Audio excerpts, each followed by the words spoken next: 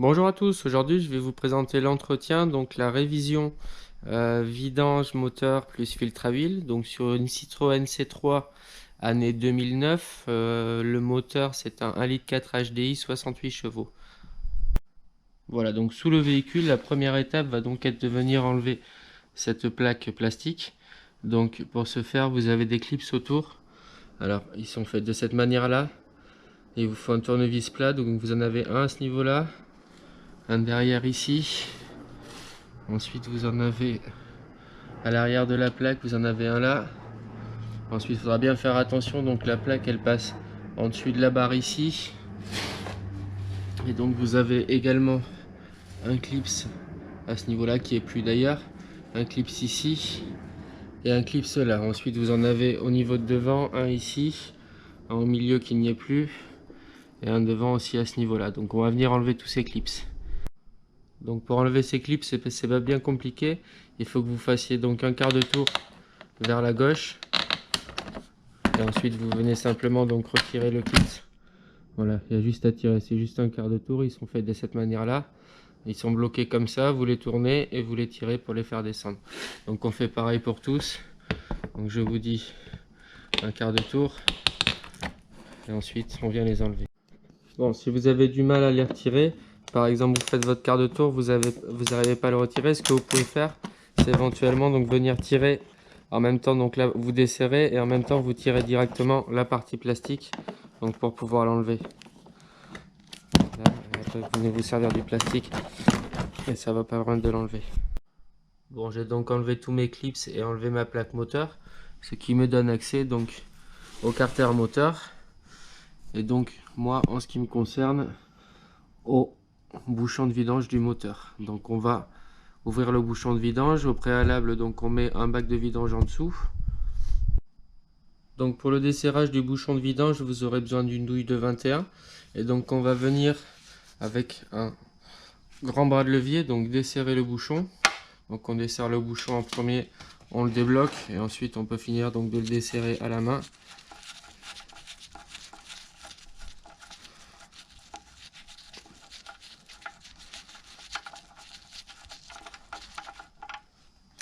Voilà, et donc là mon moteur se vidange.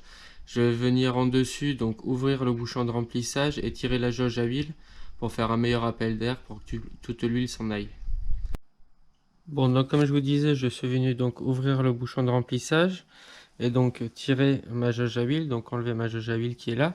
Je vais maintenant donc démonter le filtre à huile. Alors pour démonter le filtre à huile, en fait il est situé là-bas derrière, donc il va falloir déjà dans un premier temps enlever cette durite là. Donc pour enlever cette durite là, en fait il faut simplement que vous veniez, elle est juste bloquée dans des petits tétons, donc il faut la tirer vers l'arrière. En fait elle est juste retenue ici à ce niveau là par ça. Donc vous l'inclinez d'un côté puis de l'autre et vous la tirez.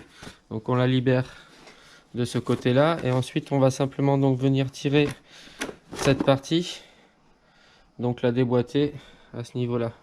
Voilà, c'est juste à tirer dessus, elle est rentrée ici, donc on vient tirer dessus pour l'enlever et on vient enlever donc cette durite, ce qui va nous laisser accès derrière donc à ce niveau là au filtre à huile.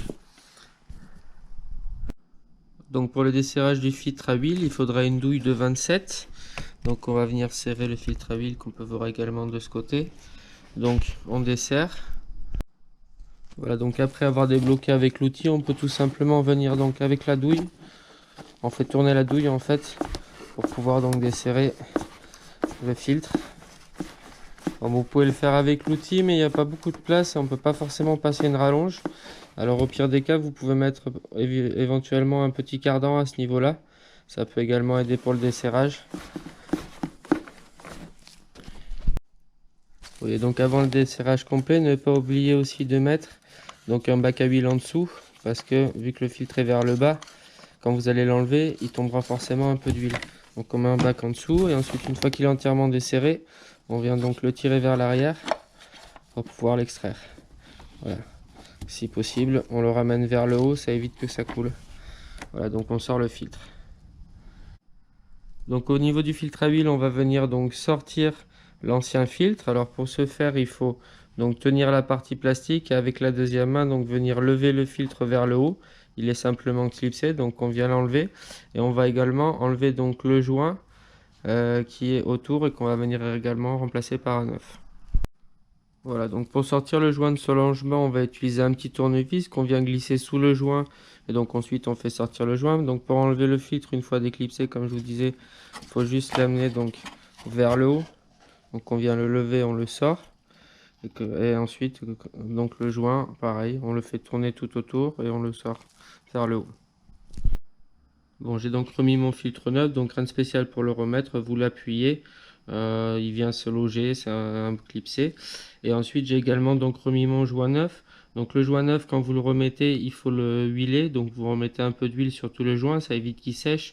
Et en même temps, vous faites attention qu'il ne fasse pas de stries le joint, donc vous regardez qu'il soit bien plaqué sur tout le long, vous faites tout le tour et vous contrôlez.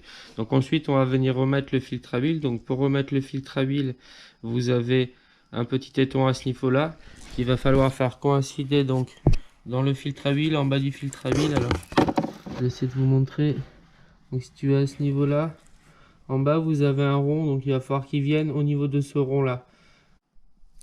Voilà, donc je repositionne bien comme je vous ai expliqué le téton dans le trou et ensuite je viens donc resserrer. Alors au début on peut faire ça à la main et ensuite on vient prendre l'outil donc pour resserrer.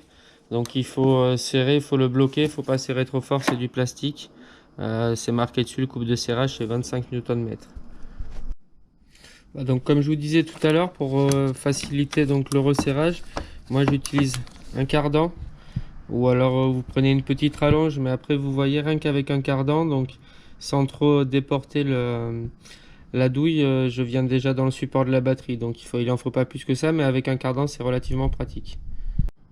Voilà, donc après avoir remplacé mon joint en cuivre, je viens maintenant donc revisser le bouchon et ensuite donc le serrer avec la douille de 21. Alors faut le serrer sans le serrer trop fort, sinon vous allez abîmer le carter. Donc on le resserre, on le bloque. Bon, tant qu'on est sous le moteur, on va venir donc remettre la plaque inférieure, donc en remettant les clips. Alors pour les remettre, il suffit simplement donc de les pousser vers le haut. Donc on positionne la plaque, on vient mettre le clip et on appuie. Voilà, donc je vous montre comment le remettre sur rang. Donc comme je vous disais, c'est pas bien compliqué. On vient donc prendre le clip et simplement donc le pousser. On le pousse vers le haut et il vient s'auto-clipser. Je viens donc ensuite donc remettre la durite supérieure. Donc à l'inverse du démontage, on vient en premier donc la faire rentrer ici et ensuite donc on vient la mettre à ce niveau là et lui faire passer les clips, on la pousse également. Bon, j'ai donc rempli mon huile, donc j'ai mis 4 litres dans un premier temps. Donc on met 4 litres, on vient contrôler au niveau de la jauge à huile et ensuite on réajuste par rapport à ce qu'on obtient sur la jauge à huile. Donc là j'arrive à ce niveau là sur la jauge à huile, sachant que le niveau maximum donc est situé à la fin de la partie quadrillée, donc je peux en rajouter encore un peu. Voilà, je suis donc maintenant au niveau maxi de la jauge. Je vais aller donc démarrer le moteur, laisser le moteur un peu à tourner, 1 ou 2 minutes, faire 1 ou 2 petites accélérations. Et ensuite je coupe le moteur et je vais venir recontrôler le niveau d'huile, sachant que le niveau d'huile va avoir descendu étant donné que le filtre à huile va se remplir. Donc je viendrai encore une fois réajuster. Alors il ne faudra pas rajouter grand chose, mais je viendrai réajuster mon niveau d'huile pour donc qu'il soit situé au niveau de la jauge, juste un peu avant le maxi.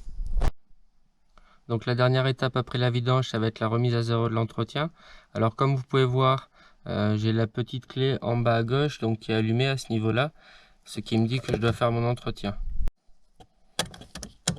Alors à la mise sous contact, on peut voir que la voiture nous dit moins 300, ça veut dire que la vidange est dépassée de 300. Donc la manipulation qu'il faut faire, c'est donc on va venir donc appuyer sur le bouton de remise à zéro du compteur journalier et en même temps, donc on reste appuyé et on vient mettre le contact. Donc on met le contact. Là, comme vous pouvez voir, à ce niveau-là, on a un petit décompte qui est en train de se faire. On attend donc que le décompte revienne à 0. Une fois que le décompte est remis à 0, on vient donc relâcher le bouton sur lequel on a appuyé. Ensuite, on va donc couper le contact. On revient remettre le contact. Et là, comme vous pouvez voir, ça nous affiche 30 000 km. C'est-à-dire que l'ordinateur a pris en compte le fait que la vidange a été faite. Et donc on a 30 000 km avant la prochaine vidange. Voilà, j'en ai donc terminé avec l'entretien de la Citroën C3. J'espère que ce tuto a pu vous être utile.